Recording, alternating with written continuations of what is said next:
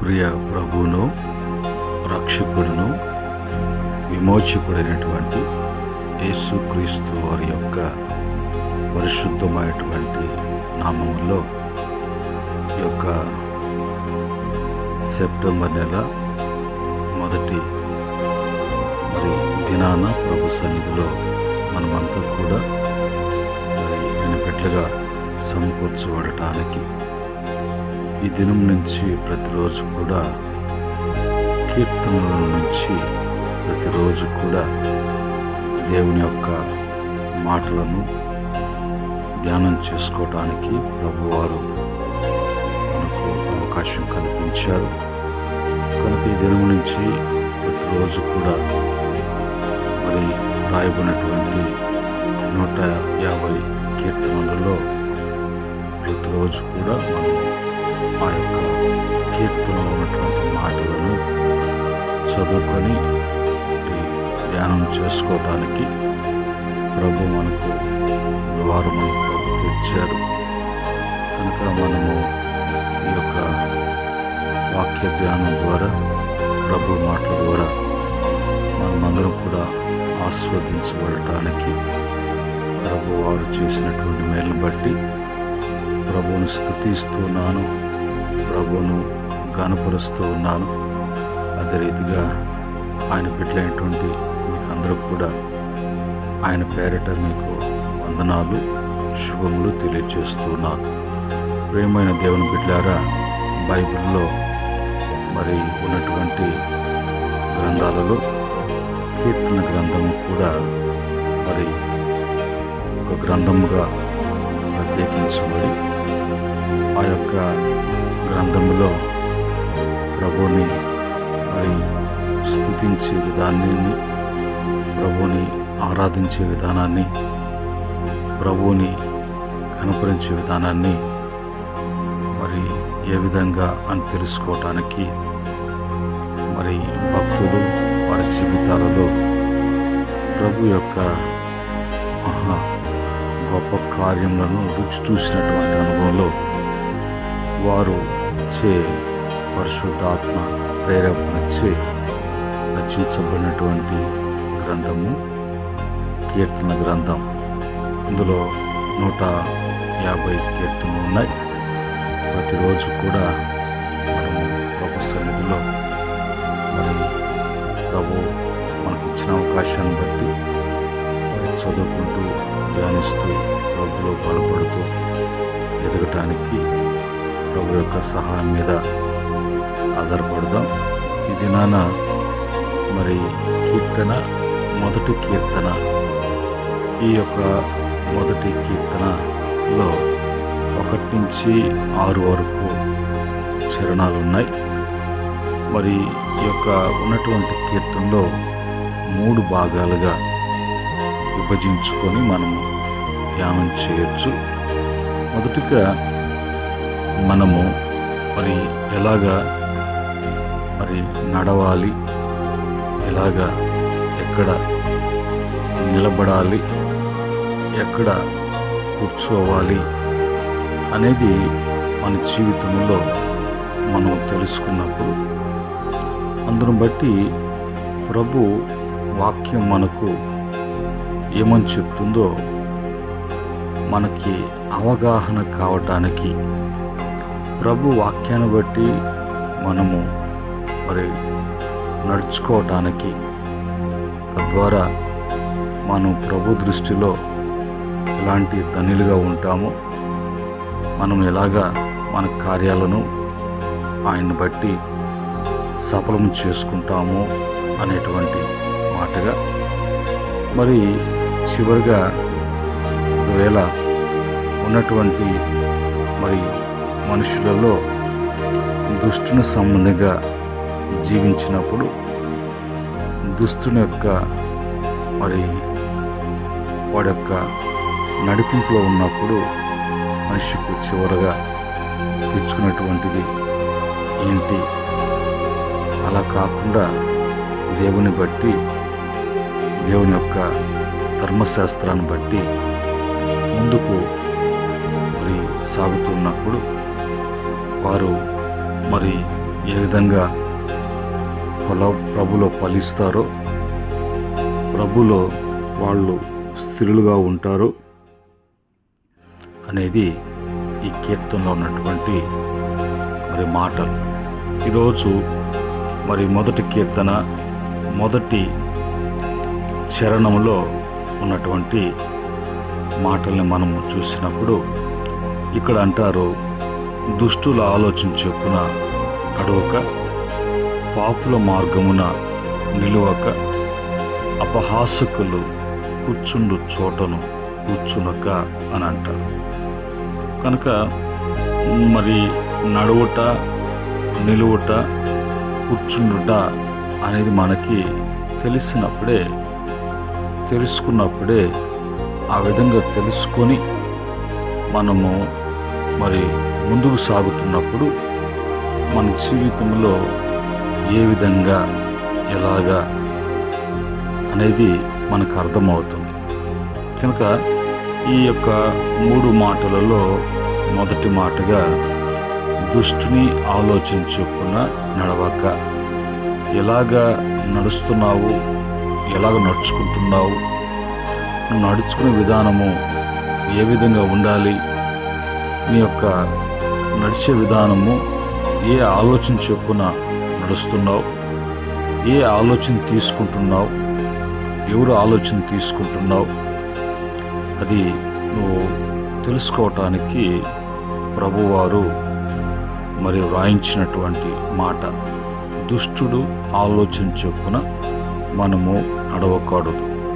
కనుక ఈ యొక్క దుష్టుడు అనేటువంటి వాడు బైబిల్లో వాడికి చాలా నామాలు ఉన్నాయి. వాడు అపవాదని, వాడు అబద్ధములకు జనకుడని, వాడు సాతాను అని, వాడి దురాత్మ అని, వాడు దెయ్యమని, పలు విధమైనటువంటి నామాలు వాడికి ఉన్నాయి. ఈరోజు మనము ఎందుకు దుష్టుని ఆలోచన చొప్పున నడవక అనే వాక్యం చెప్తుంది అన్నప్పుడు మొదటగా దుష్టుడు అనేవాడు ఎవరో మనకి అవగాహన కావాలి. వాడిని ఆలోచన తీసుకోవద్దు, నీ ఆలోచనను బట్టి నువ్వు తీసుకోవద్దు, నీకు ఆలోచన చెప్పి నడిపించి నువ్వు నడవలసిన త్రోవను నేర్పించేటువంటి వాడు మన సృష్టికర్త అయినటువంటి దేవుడు. కనుక ఈరోజు ఎందుకు నడవకూడదు, ఎవరి ఆలోచన చొప్పున నడవకూడదు, ఎవరి ఆలోచన చొప్పున నడవకూడదు అని వాక్యం చెప్తుంది అని మనం చూసినప్పుడు ఇక్కడ దుష్టుడు, ఈ దుష్టుని గురించి బైబిల్లో మనం చూసినప్పుడు సామెతల గ్రంథము 6వ అధ్యాయం 12వ వచనంలో కుటిలమైన మాటలు పలుకువాడు పనికి మాలిన వాడును దుష్టుడై ఉన్నాడు. దుష్టుడి ఆలోచన ఎందుకు తీసుకోవద్దని వాక్యం చెప్తుందంటే, కుటిలమైనటువంటి మాటలు అవి ఎవరు కూడా పనికొచ్చేటువంటి మాటలు కాదు. ఈ కుటిలమైన మాటలు నీ కాడ నీ మాట, నా కాడ నా మాట, నా మాట తీసుకెళ్ళి వాడికి, వాడి మాటలు తీసుకొచ్చి నాకు అన్నట్టుగా టోటల్గా ఈ మాటలు మనుషులలో విభేదమును, శత్రుత్వమును, కలహమును, ఆందోళనను కలిగించేటువంటి మాట. అది పనికి వచ్చేటువంటి మాటలు కాదు. ఇలాంటి మాటలు మాట్లాడేటువంటి వాడు, ఇలాంటి మాటలు చెప్పేటువంటి వాడు టోటల్గా పనికి మాలినటువంటి వాడు. వాడుకున్నటువంటి పేరేంటంటే వాడు దుష్టుడై ఉన్నాడు. కనుక దుష్టుడు చేసేటువంటి మొదటి పని, దుష్టుడు చెప్పేటువంటి, దుష్టుడు మాట్లాడేటువంటి మాట ఏంటో మనం వాక్యం చూసాం. రెండోదిగా మనం చూసినప్పుడు మత్తయి సువార్త 6వ అధ్యాయం 13వ వచనంలో యేసు ప్రభు వారు పరలోక ప్రార్థన నేర్పిస్తూ అక్కడ అంటాడు, మమ్మలను శోధనలోకి తేక దుష్టుడి నుండి మమ్మను తప్పించుము అని మీ పరలోకపు తండ్రికి మీరు ప్రార్థన చేయండి. ప్రార్థన చేసినప్పుడల్లా కూడా ఈ మాటను మీరు పలకాలి అన్నట్లుగా ప్రభువారు చెప్పారు. కనుక రెండవదిగా వాడు మనుషులను శోధించేవాడుగా ఉన్నాడు, వాడు శోధకుడుగా ఉన్నాడు.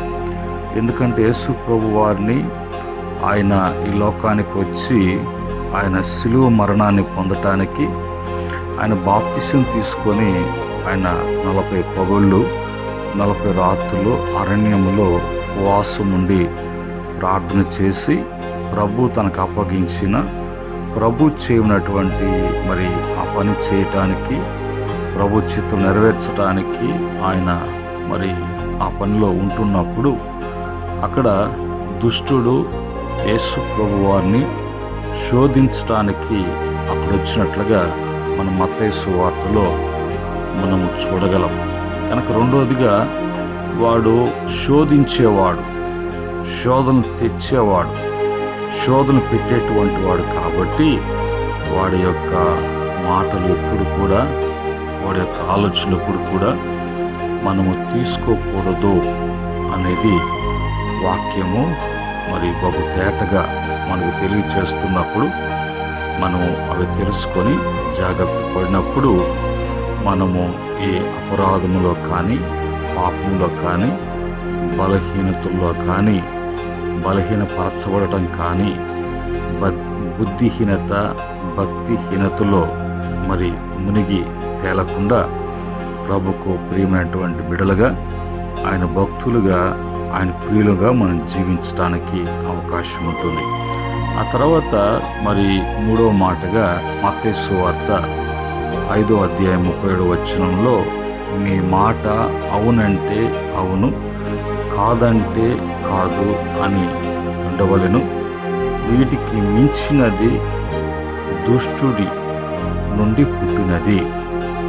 మరి దుష్టుడి నుండి పుట్టినది అనంటే నీ మాట అవునంటే అవును, కాదంటే కాదు. అంటే ఉన్న మాట ఉన్నట్టుగా ఖచ్చితంగా చెప్పటము, మాట్లాడటం. అంతకు మించి ఆ మాటకి ఇంకొక మాట జోడించిన, ఆ మాటకి ఇంకో మాట జోడించి చెప్తూ అలవాటు చేసుకున్నటువంటి ఇదిలోకి వెళ్ళినప్పుడు అందులో మరి సత్యము అనేది లేకుండా పోతుంది. రెండవదిగా మరి అందులో కలిపేటువంటి మాటలన్నీ కూడా దుష్టుడు వాడు అబద్ధాలు ఉండొచ్చు, అది పోకిరి తనముతో కూడినటువంటి మాటలు ఉండొచ్చు, ఒకవేళ బూతులు ఉండొచ్చు, అసహ్యకరమైనటువంటి మాటలు ఉండొచ్చు.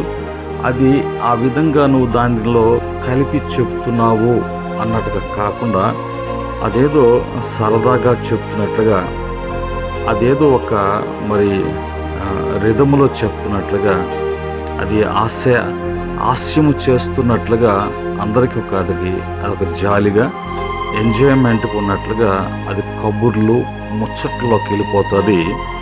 దీని విషయంలో తిమోతికి పౌలు గారు రాస్తూ మరి కొరుకు పుండు ప్రాకినట్లుగా ప్రాకుతున్నటువంటి మాటలుగా మారిపోతాయి.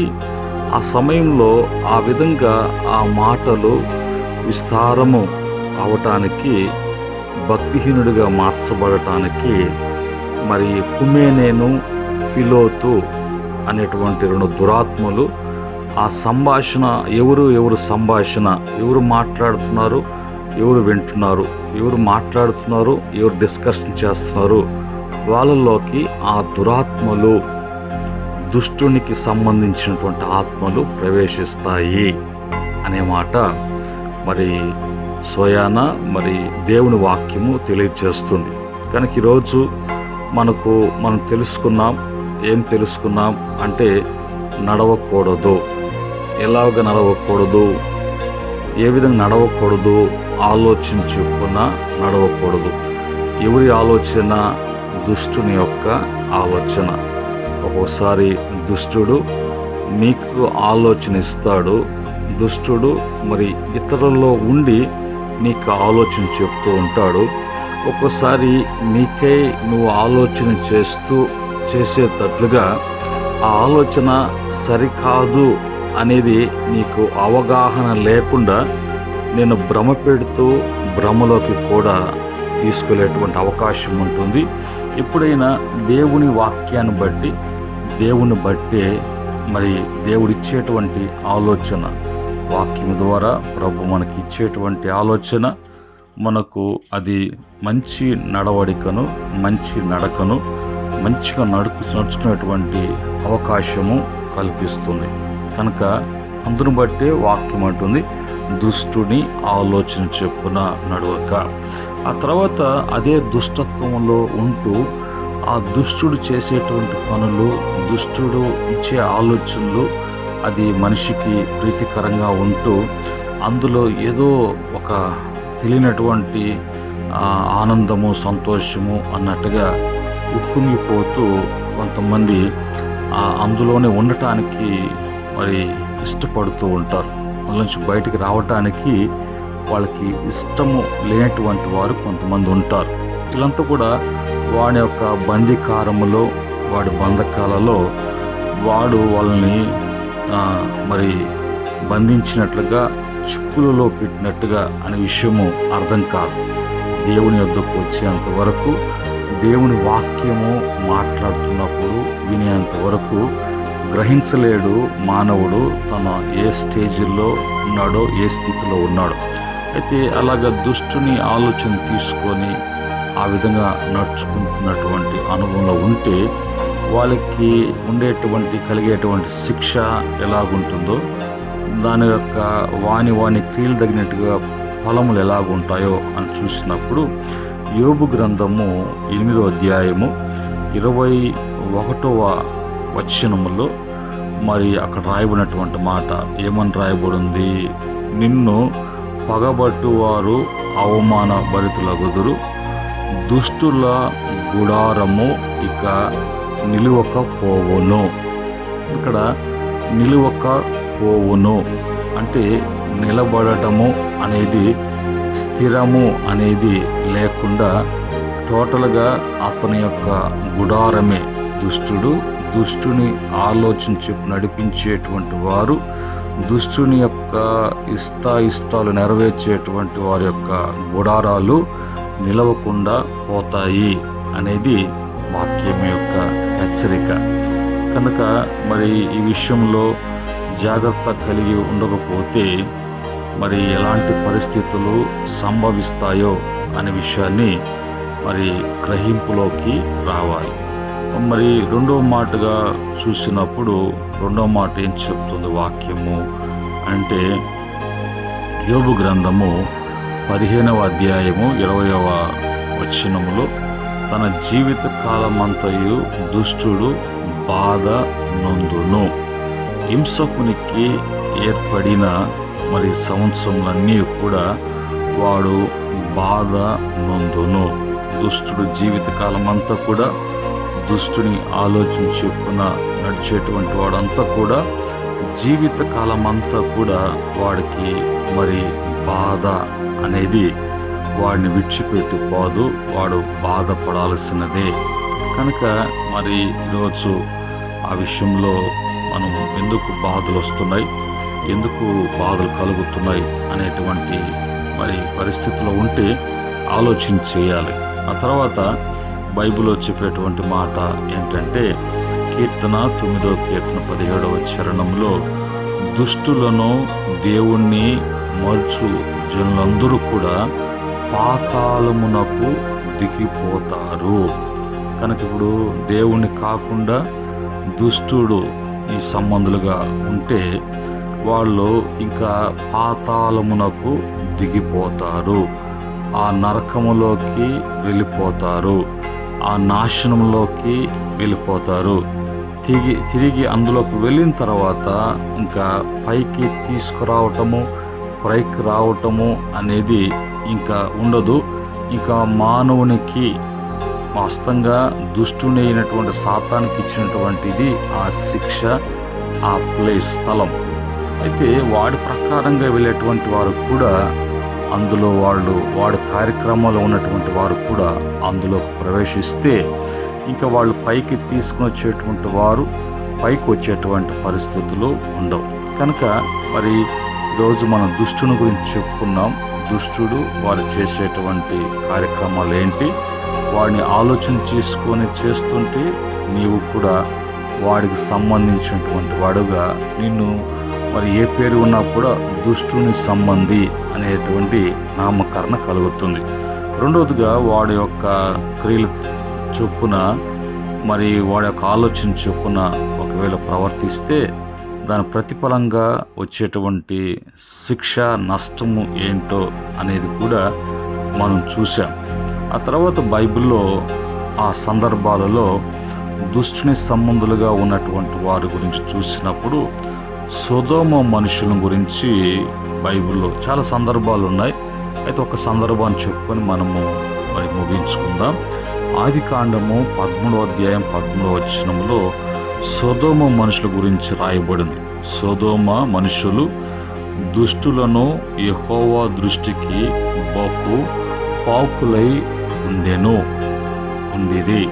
కనుక మరి వాళ్ళు చేసేటువంటి పని ఏంటి అంటే వాయ వరుస లేదు, పురుషులన్న లేదు, స్త్రీలు కాకుండా వాళ్ళంతా కూడా మరి వ్యభిచారములో పాపములో వాళ్ళు బలాత్కారములో అనుకున్నట్లుగా మరి వాళ్ళు ఏం చేయాలనుకున్నారో అది చేయటానికి విచ్చలవిడి భయము లేకుండా భక్తి లేకుండా దేవుడు అనేది లేకుండా వాళ్ళు ప్రవర్తించినటువంటి ప్రవర్తన బట్టి దేవుడు ఆ యొక్క స్థలాన్ని ఆ స్థలంలో ఉండి దుష్టుని సంబంధులుగా దుష్టులుగా ఇంకా టోటల్గా దుష్టులుగా మారిపోయి వాళ్ళు నడుచుకున్నటువంటి నడతను బట్టి దేవుడు అగ్ని గంధకాలతో వారిని కాల్చి నాశనం చేసినట్లుగా తిరిగి ఆ సొదొమ అనేది ఏది కూడా బాగు అని లేకుండా ప్రభు తుడిచి వేసినట్లుగా ఈరోజు కూడా మరి చెప్తూ ఉంటారు ఆ యొక్క సొదొమ గురించి. ఇప్పుడు కూడా అప్పుడు ప్రభు కాల్ చేసినటువంటి పంపించినటువంటి అగ్ని ఈరోజు కూడా అది ఆరిపోలేదు, ఇంకా అగ్ని అలాగనే ఉన్నది. చూడండి ఎంత ప్రభుకు వాళ్ళు కోపం తెప్పించారో, ఎంతగా ప్రభుకు క్రోధం తెప్పించారో, ఆ ప్రభు యొక్క ఉగ్రత ఎంతగా వాళ్ళ మీదకి మరి దిగి వచ్చిందో అనేది మనం చూస్తున్నాం. కనుక ఈ మాటలను బట్టి మన జీవితాలలో ఆయన ప్రేమ స్వరూపి అయి ఉన్నాడు. ఆయన అంటాడు మనల్ని గురించి, నా ప్రియులు అని అంటాడు, నా ప్రియమైన అని అంటాడు, నా బిడ్డలు అని అంటాడు, నా సొత్తు అని అంటాడు, నా స్వాస్యము అంటాడు, నా భక్తులు అని అంటాడు.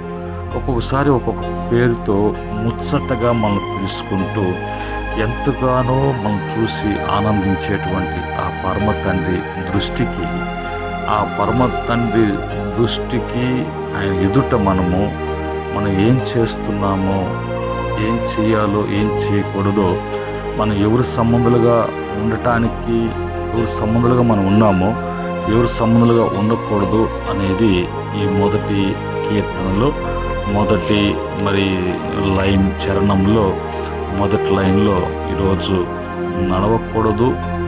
మరి ఆలోచన చెప్పున, ఏ ఆలోచన చెప్పున అంటే దుష్టుని ఆలోచన చెప్పున.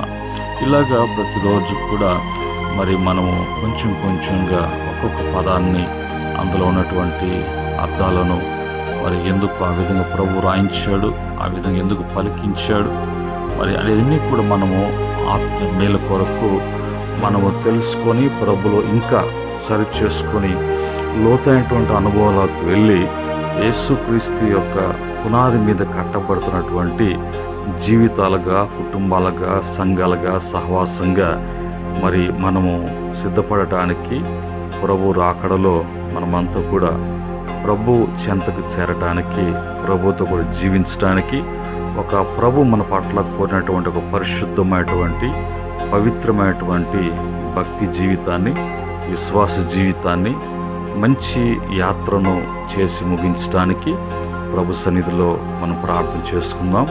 మా ప్రియమైనటువంటి తండ్రి, మా ప్రియమైనటువంటి పరలోకమైనటువంటి మా తండ్రి, కృపగలైనటువంటి మా దేవ, ఇదిగో మాకు సెప్టెంబర్ నెల ఇచ్చారు. సెప్టెంబర్ నెలలో మొదటి దినాన నీ పాద సన్నిధిలో నీ అమూల్యమైనటువంటి మాటలను మాకు ఇచ్చిన మంచి వర్తమానం బట్టి ప్రభు స్తుతిస్తున్నాం. ఈ విధంగా మేము ప్రతిరోజు కూడా మీ మాటలను ధ్యానం చేసుకోవటానికి ఈ కీర్తన గ్రంథము మేము నీ కృపలో మేము ప్రారంభించాం.